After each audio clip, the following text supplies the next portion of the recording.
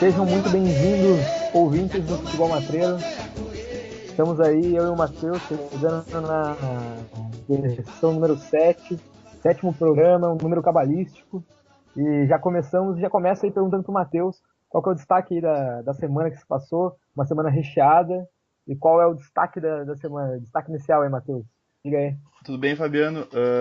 O meu destaque vai ficar por. Primeiro, vamos cumprimentar os nossos dois, três, quatro ouvintes, É né? bom, que isso, cara.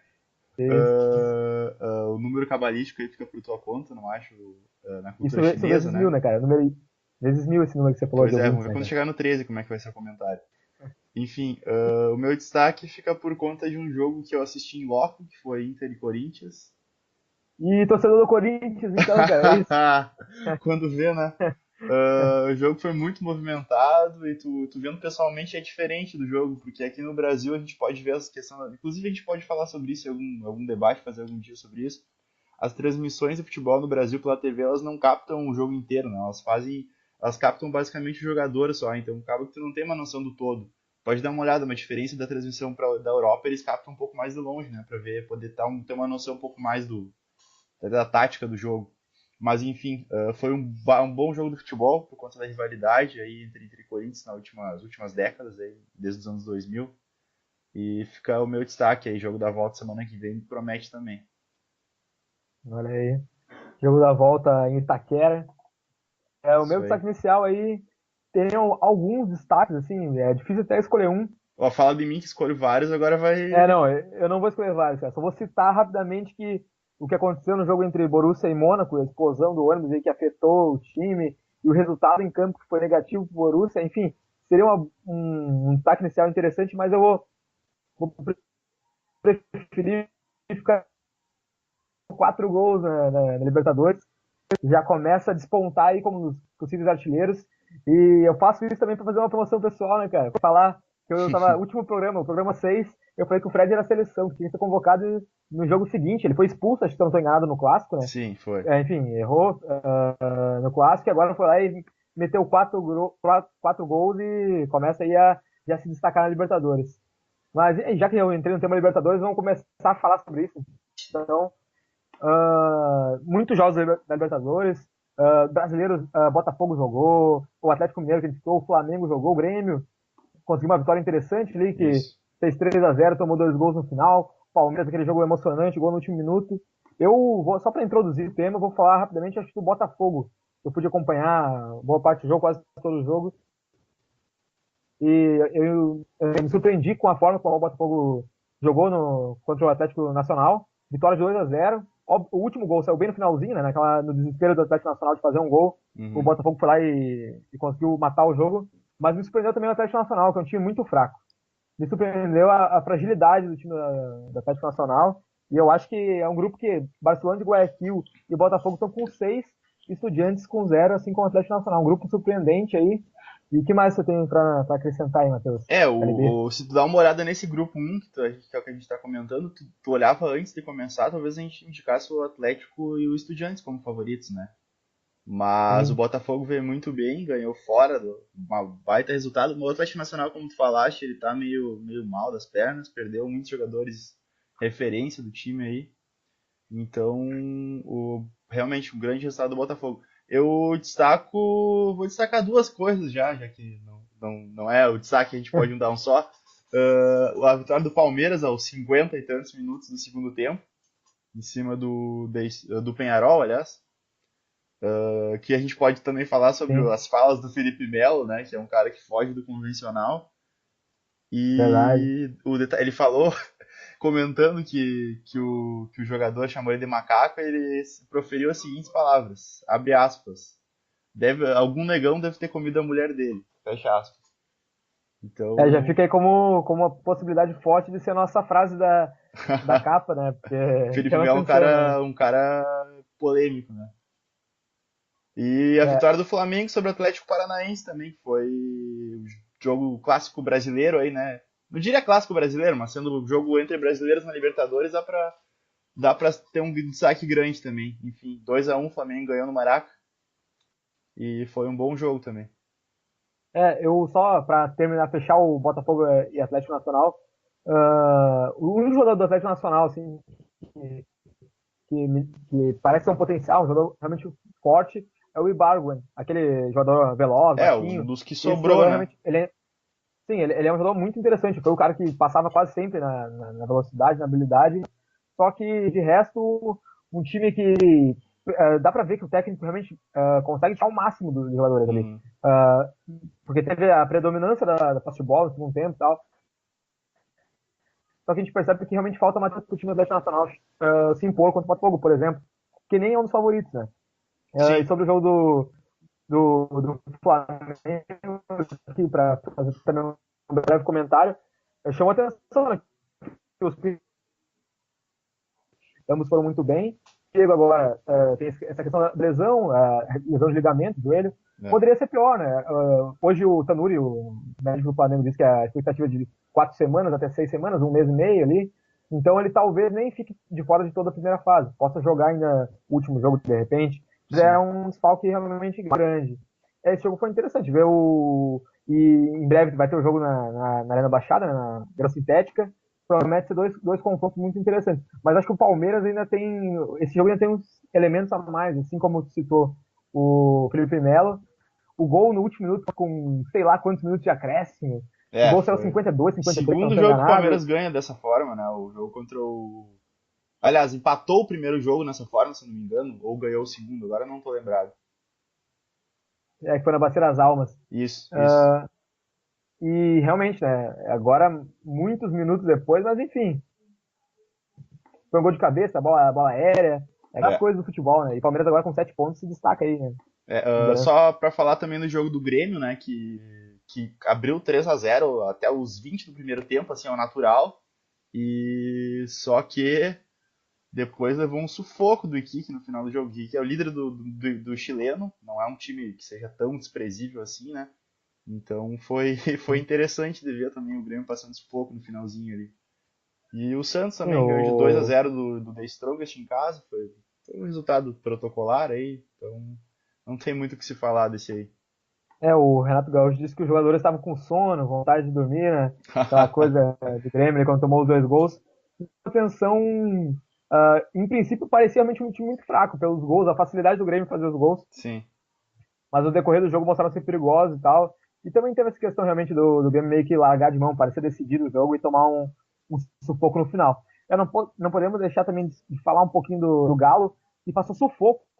E parece ser inacreditável. O jogo foi 5-2. Acho curioso esse nome aí, acho engraçado. Sim. E um 5-2 que tava um jogo empatado, se eu não estou enganado. Eu não sei se estava 2-1 ou empatado aos 20 e poucos do segundo tempo. Assim. Então É foi um jogo que 2-1 foi no final. o Atlético tinha levado a Isso, virada, tava né? dois. E aí o Fred foi lá e Sim, decidiu o jogo.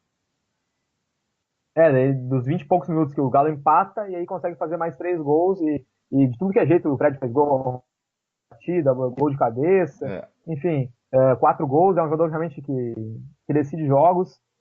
E é isso aí. Só Destacar sobre o também. Fred, Fala aí. o É, Fred ele se tornou o quarto jogador brasileiro a marcar 4 gols ou mais em um jogo só da Libertadores. Antes dele, o Jairzinho, aí. o Guilherme Alves e o Fernando Baiano, que tinha feito 5 no jogo. Eita, Saudoso pô. Fernando Baiano. Então entrou pra história aí, seu Frederico. Sim. Olha aí, ó. Mais uma vez entrando para a história. Já é É, o artilheiro do Brasileiro de pontos corridos, tá? Só para lembrar. Nessa. Já temos que Campeonato Brasileiro, 2003 para cá. E o isso. Fredão é o jogador com mais gols. Sobre os grupos, assim, para fazer um panorama geral, o grupo A parece, por enquanto, meio encaminhado. Óbvio que pode mudar, tem 4 jogos ainda para acontecer, mas assim. O Barcelona de Guayaquil e o Botafogo com 6 pontos já largaram muito na frente. Estudiantes e Atlético Nacional vão ter que correr muito atrás. Outros grupos estão muito embolados, óbvio. Poucos grupos com alguma. O River no grupo 3 vai É. com 6 pontos, né, 2 jogos e 2 vitórias, tranquilo. O grupo do Flamengo, do Atlético Paranaense, com a Católica, São Tá Lourenço, boa a Augusto, briga aí, né? A Católica tá vem bem boa. também. São Lourenço que tá dentro, né? Os times argentinos, a exceção do River, estão devendo por aquela questão do campeonato não ter começado. Começou há pouco, na Prejudicou muito, verdade, né? Os né? Eu clubes até ia da... comentar sobre o Sim, Estudiantes, que tu falou. O Estudiantes perdeu o Barcelona de Guayaquil em casa, inclusive no gol de Ariel na Rua Pana. olha aí, ó. Enfim, Ex-jogador do o Inter, do Estudiantes perdeu em Curitiba, casa, né? Inclusive o Verón reestreou na Libertadores, aos 42, né? 42 anos, se eu não me engano. É, Então tem história também esse jogo. eu acho que a maioria dos grupos muito apertados, às vezes, são do grupo do Grêmio, que o Grêmio e o Guarani do Paraguai parecem realmente soberanos, ambos ganharam os seus 2 jogos, estão liderando o grupo, e o grupo A, que é assim, pode ter mudança, a gente sabe que o Atlético Nacional e também a equipe do Sul podem, de repente, né, conseguir os resultados, são equipes tradicionais, Sim. mas de Libertadores acho que era isso, e agora só para lembrar, se cuida aí, Chumacerro, que o Fred tá com 5 gols, já tá um golzinho de passar, e vamos lá, brigar pela artilharia aí da Libertadores, e já tem mais alguma coisa para falar de Libertadores ou já vamos para a Copa do Brasil? Não, acho que é só interessante esperar pelas próximas rodadas aí. Não sei se na próxima semana já tem, acho que não ainda, né? Acho que tem uma pausa. Sim. Então, não, na próxima semana já tem alguns jogos. O Santos, por exemplo, joga A com o Chape Santa eu acho que Fé. deve jogar A também. Chape, que não jogou nessa, deve jogar também. Então, acho que por enquanto a gente está numa fase de definição. Alguns grupos já estão, a exemplo do Botafogo, já estão encaminhados, né? Mas alguns ainda estão bem disputados. Então, o do Grêmio também está bem encaminhado. Então, acho que dá para passar pro próximo assunto aí. Então vamos falar de Copa do Brasil, que tiveram todos os seus jogos, né, da fase, a quarta fase da Copa do Brasil, né, que é uma Isso. fase anterior ainda, né, a fase A seguinte, próxima vai ser as as, oitavas, se eu não me engano, os porque oitavos ainda, né? vou ficar 16 times, Sim, então vai ser oitavas. mas esses vários jogos que ocorreram, não tem como deixar de destacar o Internacional contra o Corinthians e o São Paulo contra o Cruzeiro. É. Já pode introduzir aí um pouco do Inter e Corinthians, você pode acompanhar no estádio, em loco, não sei em qual torcida, né? E fica a dúvida aí para os nossos ouvintes, mas pode falar aí. Não, o Inter no primeiro tempo teve muita posse de bola. O Corinthians é um time muito bem taticamente, apesar de não ter jogadores tão bons quanto já teve no título brasileiro recente. O Corinthians joga muito atrás da linha da bola, então é difícil. Eles têm uma disciplina tática muito interessante. É difícil de conseguir furar esse bloqueio, né? Jogando em 2 linhas de 4 e mais 2 na frente. Então é muito difícil de fechar esse bloqueio que o Corinthians faz. E o Inter acabou metendo muita bola para a área e tal. E aí no comecinho do segundo tempo o Corinthians já mostrou seu lado traiçoeiro, jogando ao estilo de um Leicester brasileiro aí, buscando o Olha aí. contra-ataque, cruzamento pela esquerda e gol do Romero. E aí o Inter foi para cima, conseguiu logo 1-1, gol de cabeça do Dourado, mas ficou nisso aí, né? Foi um resultado Sim. justo aí, digamos. O Lomba foi muito bem, salvou duas. Digamos que o Inter jogou bem, mas o melhor então foi o goleiro. Então é bem contraditório isso. O time do Corinthians realmente abrindo mão da posse, eu pude acompanhar alguns trechos, foi um jogo interessante. E eu queria te perguntar se algum jogador assim, te chamou a atenção por acompanhar em loco, não sei, um Rodriguinho, um Romero, um Valdívia do Internacional, algum jogador te destacou, para quem Olha, eu pode gostei acompanhar de muito do estádio aí? zagueiro Pablo no Corinthians, jogou muita bola, tirava Olha aí. todas, cara.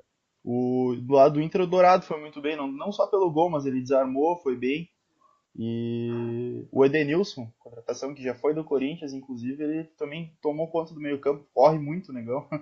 Então, dá pra destacar esses aí do lado do Corinthians. O Romero é aquele cara que ele cumpre a função tática, né? Jogando pela direita ali, ele ia e voltava, marcava a lateral, etc. Só que tecnicamente ele não é muito destacável, assim, digamos. E além de um jogo, de um clássico nacional, entre aspas, tem todo essa histórico recente, né, dos dois clubes Sim, em diversas confusões, aí, mas foi um jogo que realmente acho que foi um jogo que está em aberto, que tem alguns jogos, como a gente vai falar de São Paulo e Cruzeiro, que já não podemos falar tanto assim. Cruzeiro fazendo 2-0 fora de casa contra o São Paulo, um resultado que, na minha opinião, acaba com qualquer chance de São Paulo poder, até por falta de jogador, assim. A gente sabe que tem o Lucas Prato, o Cueva, que são uma dupla de ataque excelente, só que o futebol que apresenta não parece ser capaz de ganhar do Cruzeiro fora de casa. E destaque também pro gol contra do Prato, né? é. Que infelicidade do atacante argentino. Enfim, tem algo a destacar aí desse jogo aí do São Paulo e Cruzeiro, que foi um jogo interessante também de acompanhar, um 2-0 meio surpreendente. Rogério Ceni aí mal na Copa do Brasil.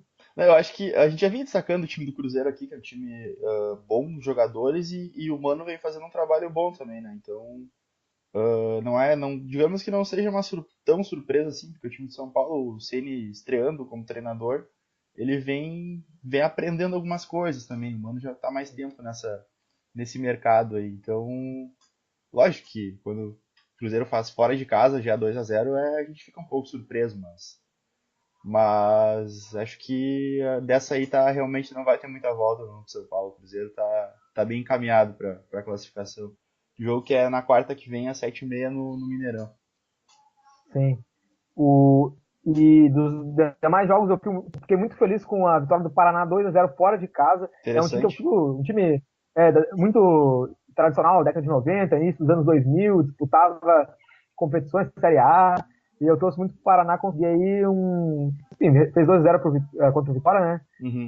Já encaminhou também, a mesma questão do Cruzeiro, já encaminha em classificação. Teve o Goiás e Fluminense, chamou atenção, o Léo Gamalho aí se destacando, o Fluminense o resultado que é interessante, 2-1. Tem tudo para reverter o Fluminense, né, na volta. Tem capacidade, tem possibilidade, mas o Goiás é um time que parece ter alguma possibilidade também. É um time que pode encardir esse jogo. E teve o Sport vencendo 2-1 pro Joinville em casa, também um jogo em aberto. Então, assim, acho que o único que eu posso decretar mesmo seria o São Paulo Cruzeiro, na minha opinião. Né? Até o Vitória e Paraná a gente tem que esperar, porque o Vitória é um time de Série A, tem jogadores, a gente não. Olha, não o Argel mostrando sua cara já, né? Porque o Vitória tem. O Vitória, eu não sei se ainda é, mas antes desse jogo era o time brasileiro que mais tinha ganho jogos. olha Até aí. porque tinha jogado vários de Copa do Nordeste, o Baianão tá bem adiantado também. Vitória ganhou o Bavi pelo Baiano, né? No outro final de semana. Sim. Então tinha ganho 2-1 do Bahia. Então parecia que tava bem, mas aí essa sapatada de 2-0 em casa já tá mostrando um pouco um dos candidatos ao rebaixamento aí já falo agora. Por conta do seu treinador, não por conta do seu elenco, E que tá bem o Vitória esse ano de jogadores. sim, se eu não me engano, o gol do Biteco, que ele se Isso, emocionou, queria falar sobre isso. foi nesse jogo, ele joga no Paraná atualmente. Ele E, tinha uma camisa por baixo com o nome do irmão dele, umas fotos, né? sim, é uma coisa que realmente é um destaque também dessa partida entre Vitória e Paraná. E eu queria também fazer uma menção aí para os artilheiros, que me chama a atenção, que é o Léo Gamalho com 5 gols, Rafael Sobis também e Brenner. Esses aí abrem, né, a artilharia junto com o Henrique Dourado, com o Ceifador com 4 e o Nenê do Vasco, especialista em pênaltis, bate muitos, né? E aí esses são destaques, jogadores interessantes, sim. Sim. Achei curioso diferente da Libertadores, com muitos jogadores alternativos, a Copa do Brasil tá com uns caras ali que a gente Os meio que espera centroavantes, mesmo. né? Os atacantes Centroavante, principais dos times. isso. E o Nenê ali, que é um exímio batedor de pênaltis também. E Alguma crítica já. aos pênaltis pro Vasco nesse comentário aí? Não, nada disso, não. Realmente, ele e o Cristiano Ronaldo, por exemplo, são acho que os dois melhores que eu conheço atualmente, na atualidade. Sim. Até porque batem bem e também porque batem muito. E conseguem converter a maioria. E já vamos mudar de tema, eu acho que já a Copa do Brasil está esgotado aqui o que falar. Em breve, na próxima fase, vão entrar os times da Libertadores, né? Sim. E o que vai trazer mais glamour ainda essa Copa do Brasil, que está muito boa esse ano, realmente. E vamos falar de Liga dos Campeões, Matheus? O Acho que é que um bom assunto. você destaca aí pra gente da Liga dos Campeões, os 4 jogos que aconteceram nessa semana? Olha, eu acho que não tem como deixar de destacar a Juventus, né? 3-0 para cima do Barcelona.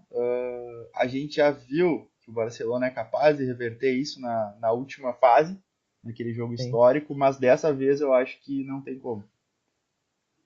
Não acho, eu vou cravar aqui que não tem como. E, olha aí, nem com a Porque ajuda, nem com a não ajuda é do o juizão, simples. Hã? nem com a ajuda do juizão.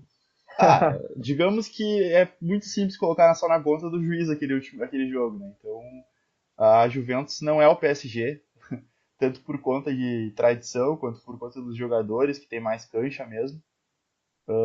Então acho que vai conseguir amorcegar o jogo no Camp Nou e vai segurar esse placar para ir para a próxima fase. E tu, o que indicaria dessa fase aí? Enfim, a gente vai falar ainda mais desse jogo, que é o jogo que realmente tem mais alternativas, até pelo 3-0, um placar amplo, já que os outros 3 jogos foram pelo placar mínimo, né? Teve Borussia 2-3, perdeu para o Mônaco, né? Teve Atlético de Madrid 1-0 contra o Leicester e teve o Real Madrid ganhando fora de casa do Bayern de Munique. Eu Sim. vou destacar aqui o Bayern Real, enfim, também equipes ambas sempre apontadas como favoritas para a Champions League, e me surpreendeu um pouco o resultado. Eu esperava uma vitória simples do Bayern e não uma vitória simples do Real.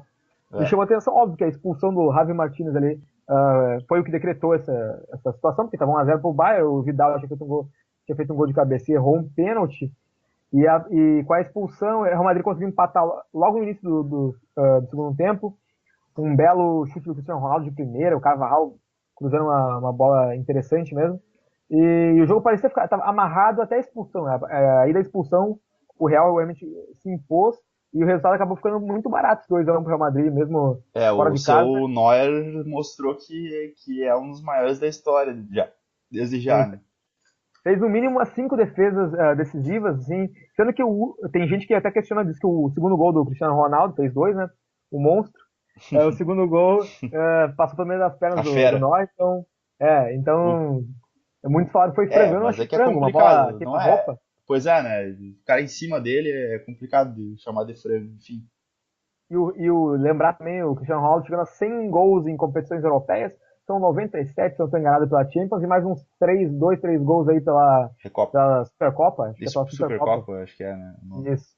E aí o Monte chegou a ser o primeiro jogador a chegar a 100 gols em competições europeias. Esse aí é o meu destaque por enquanto. Tem mais alguma coisa para falar aí? Algum outro jogo a destacar? Não, só falando sobre o Neuer como goleiro, tem outro goleiro que se sobressai faz uns 20 anos já no mínimo, que é o Buffon.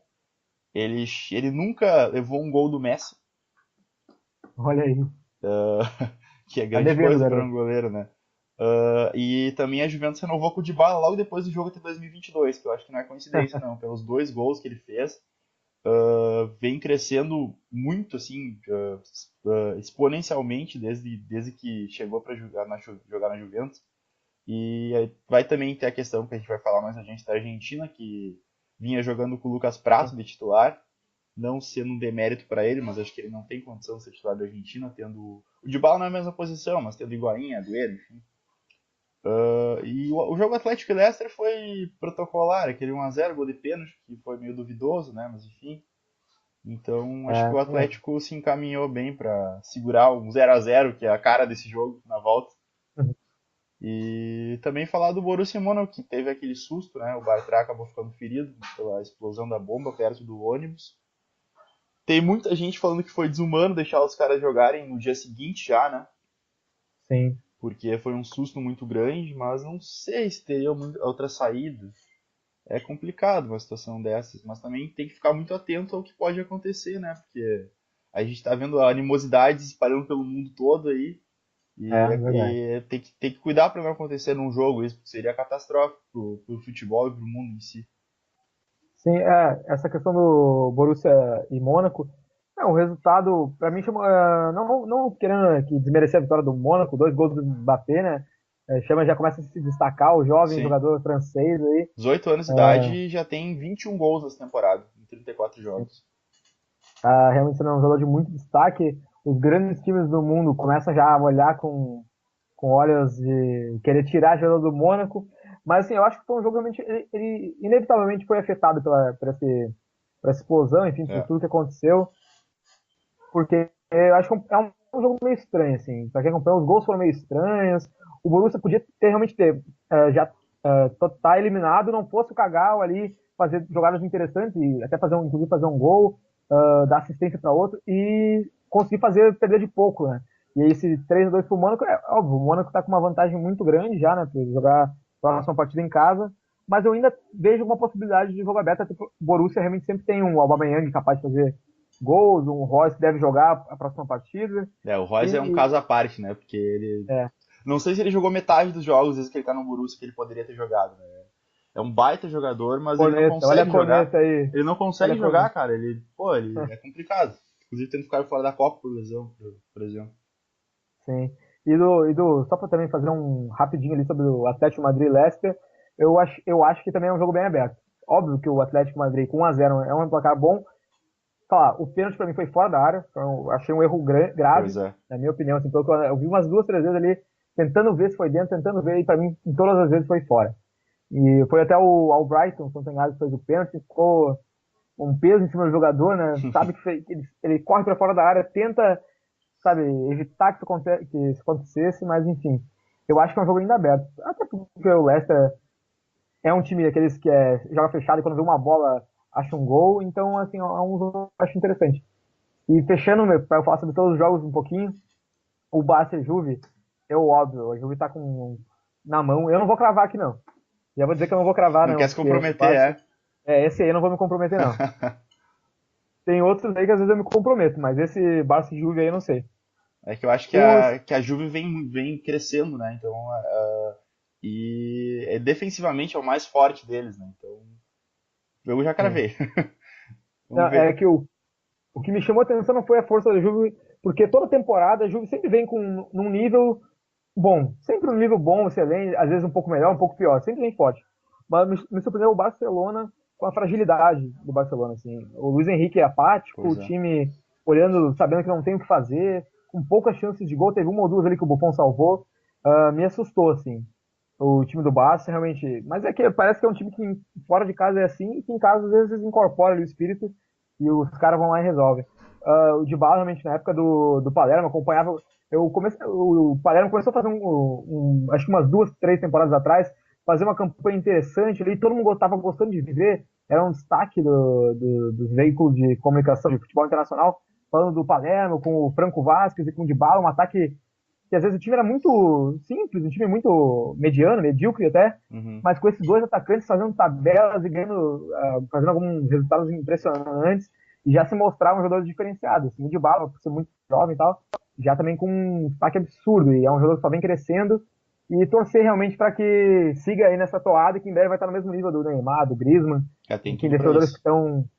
que estão nesse nível próximo do melhor do mundo aí. É, E vamos falar um. Fala aí, fala aí. não só pra. Não sei se tu ia falar sobre isso, sobre Liga Europa. Aham. Pode Então, lembrar, lembra aí. só para o jogo, acho que mais teve destaque nessa rodada foi o Lyon e Besiktas, né? Que teve uma confusão antes do jogo. Os turcos a gente sabe que são, são um pouco mais agressivos que o resto Sim. dos europeus, né? Digamos que a parte do leste europeu ele já começa a ficar punk o negócio. Aham. 45 minutos de atraso para começar o jogo porque os torcedores do Besiktas entraram em confronto com a polícia francesa, fora do campo. E eles iam entrando nesse conflito.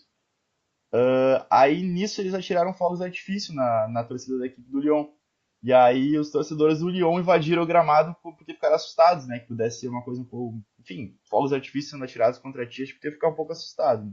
E acabaram invadindo o gramado, tem uma imagem legal do gramado quase cheio, parecendo comemoração de título, assim. E acabaram, enfim, depois conseguiram voltar para arquibancada e o jogo foi 2-1 pro Lyon. Lyon aí, lógico que 2-1 fica sempre aberto, mas o Lyon já ganhando em casa, vem bem o Lyon esse ano. Sim, da Liga Europa eu me recordo que o Manchester United, né, acho que essa semana, se eu não estou enganado, vai disputar, vai jogar. Empatou fora com o Anderlecht E isso na ida. é interessante de ver que no dia 20, justamente semana que vem, o Manchester vai jogar e aparece aí como um dos times com maior projeção para ser campeão. Né? O Celta de Vigo é um time que é muito carinho nosso, né? A gente torce pro Celta de Vigo também aí passar pelo jeito aí. Inclusive o Celta de Mas Vigo vamos falar aí agora tá. do nosso. Fala aí, Inclusive o Celta de fala Vigo aí. parece que vai sair de Vigo. Tinha uma história aí Sim. que eles provavelmente tinham mudado de cidade para construir um estado em um município que seria do lado. Então não, vamos acompanhar o que vai acontecer aí. Sim. Agora já entrando na parte final do nosso programa, a gente ia falar um pouquinho se o Barça ainda tem alguma chance de virar contra a Juve. Acho que a gente já meio que esgotou o tema. Não sei se a gente tem alguma coisa a mais ainda para falar das possibilidades do Barcelona. Eu acho Você tem que alguma coisa? eu já dei minha opinião sobre. Não tem como Acho que para tá. eles nessa. Ó, eu sou aquele que fala que ainda tem como. Eu não tô fazendo torcida não, porque até nesse confronto acho que eu quero que a Juve passe. Eu torci pra Juve na final da Champions League, que perdeu pro Barcelona. E eu acho que a Juve. Eu estou torcendo pro italiano voltar a ganhar a Champions League. Acho que faz tempo que isso não acontece. E também pro Mas, Buffon poder ter uma, né? Porque é um sim, pecado pro futebol isso aí. isso aí. O Buffon, que ainda vai disputar a próxima Copa, né? Mais uma grande chance de a gente já poder acompanhar uma Copa do Mundo com o Buffon. Próximo destaque aí, coisa que a gente gostaria de falar, era do Cartola FC 2017, que Olha aí. o o jogo virtual do Globoesporte.com, do site, né, que fez muito sucesso, continua fazendo muito sucesso, ele entrou em pauta justamente porque essa semana teve uma notícia dizendo que o Borja, o centroavante do Palmeiras, vai custar 16 cartoletas aí na estreia. Que começou a pensar aí, de repente, fazer um grupo, uma liga do Cartola aí do Fute Matreiro, em que reunir os amigos e fazer uma competição. Quem tiver interesse, a gente não é especialista nisso aqui, a gente fica olhando scouts, fica olhando tudo pra ver desarmes e coisa e tal, mas a gente não tem muito vício, então é só por colocar os jogadores que a gente gosta pra ver o que dá e é isso aí. Sim, não, e fazer, até quem sabe fazer durante os próximos Fute Matreiros, aí, os próximos programas, fazer uns breves comentários, como é que os nossos times foram. Vai ser interessante fazer essa provocação sadia. E é isso aí. Então, só voltando sobre a Liga Europa, o Ajax vem bem, ganhou 2-0. E o filho do Kluivert deu 2 assistências. O Justin Kluivert, de 17 anos, deu 2 assistências pro Klaassen fazer o gol da vitória, só pra dar esse destaque aí, que é um sobrenome conhecido no futebol. Sim. A Liga Europa, pra mim, como espectador, ela começa a partir agora das quartas, um pouquinho. Mas na semifinal, realmente, o negócio fica interessante. Quase sempre tem confrontos interessantes na fase semifinal já da Liga Europa. Falar agora um pouquinho sobre a seleção da Argentina. O que você tem a dizer aí dessa possibilidade de Sampaoli na seleção argentina e do que está acontecendo com a seleção que está passando dificuldades nas eliminatórias da Copa? Olha, primeiro eu comentar sobre o Batistuta, que o Batistuta foi visitar a seleção da Argentina e ninguém me deu bola, segundo ele. Aliás, metade nem me deu bola. Essa é a frase dele. Então é complicado, os jogadores não têm muito interesse pela história da seleção. O Batistuta, era o maior artilheiro da seleção, até o Messi, né? Então. Vou confessar que isso dói, né? Isso dói. É complicado. O Maradona, inclusive, foi lá e defendeu o Batistuta, disse que era um absurdo isso aí. O Maradona, um cara exaltado, já foi defender o Batistuta, e tá correto, né? Tá certo. Tá correto nesse ponto. Enfim, sobre o futebol, eu acho que a Argentina não tem um treinador de verdade faz muito tempo. Vai lá, o Tata Martino não foi bem, por exemplo. Quem era o treinador da Copa, que eu não tô lembrado do nome dele? Da Copa do Mundo? É um cara. Não tô lembrado do nome. Boa questão, não me recordo também que era o treinador da Copa do Mundo. Era um treinador ok, mas não foi muito bem também, né? Então, eu acho que o Sampaoli seria um choque aí, né, para a seleção argentina. Seria extremamente positivo. Imagina um time com o Sampaoli treinando com o Messi de bala na frente, mais Higuaín, Agüero. Então, acho que para nós brasileiros não é uma boa. Mas para a seleção argentina, futebolisticamente falando, seria uma baita, na minha opinião. Só para lembrar, era o Alejandro Sabella. Isso, era o treinador da Argentina. É um bom treinador, mas eu acho que, sei lá, não... Porque o meu problema com a seleção da Argentina é que é o seguinte, o Bausa é um treinador que ele é respeitado, ele é um bom treinador, mas para time, as Libertadores que ele ganhou, ele deu em São Lourenço, eram times fechados, que jogavam no contra-ataque, né, um time mais duro.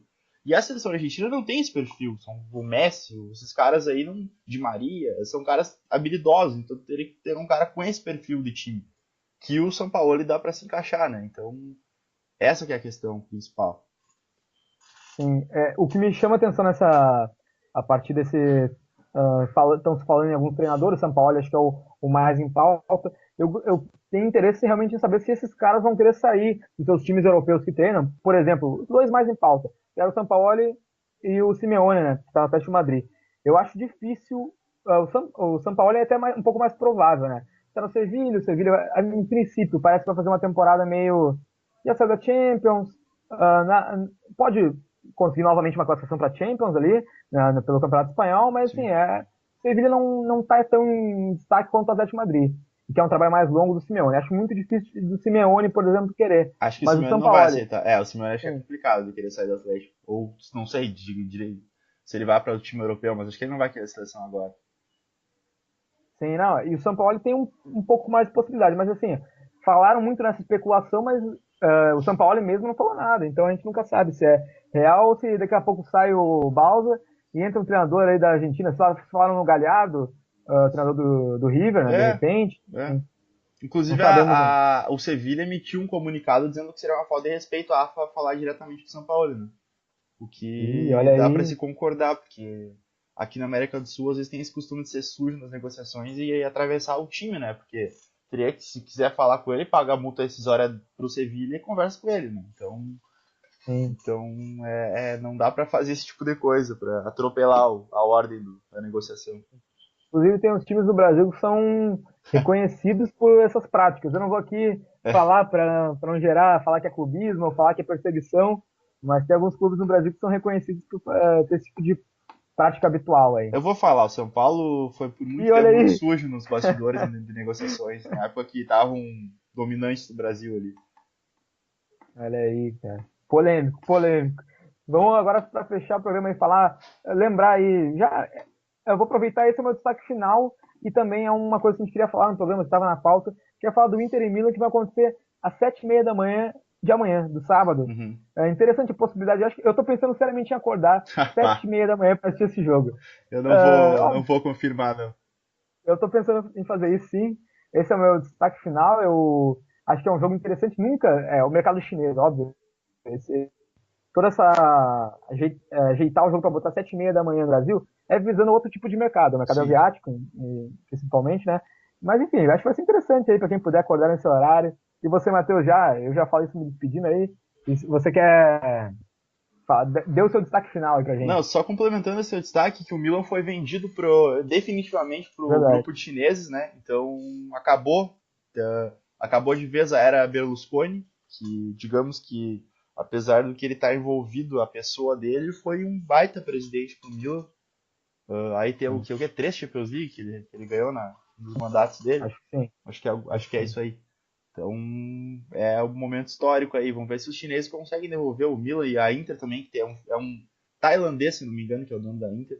São 2 times que vêm há um tempo já patinando, que a gente quer ver de volta sendo protagonista na Europa, porque é o lugar deles. Então acho que é interessante também. O meu destaque, eu também vou para a Itália. O meu destaque fica por conta do Parma, que está quase classificado para a próxima fase da 3ª divisão italiana. Então, quase chegando nos playoffs de acesso. Então, faltam 4 rodadas para o fim dessa primeira fase. O Parma está em segundo lugar e está bem encaminhado aí para time querido, aí, time tradicional, para voltar para a segunda e depois para a primeira divisão. O Parma que faliu, né? Por isso que foi rebaixado para a 4ª, se não me engano. Já subiu uma, agora tá indo. O Parma realmente tiveram vários jogadores sul-americanos que foram para a Itália na época do Parma, infinitos jogadores de alta qualidade. Já me lembro do Adriano, falou em Parma, me lembro que o Adriano passou por lá também, enfim, outros jogadores importantes. E é isso, gente. Acho que me despeço aí. Pessoal, falando de novo, o pessoal que quiser participar, dá um toque na gente pelas redes sociais, o pessoal que nos conhece aí.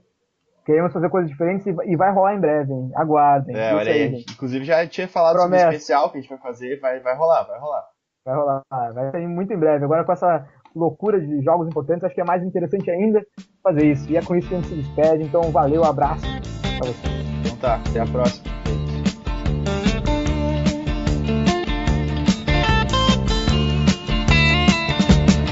You get a shiver in the dark, it's raining in the park, but meantime sound of the river, you stop and you hold everything. A band is blowing Dixie, double fall time. You feel alright when you hear the music.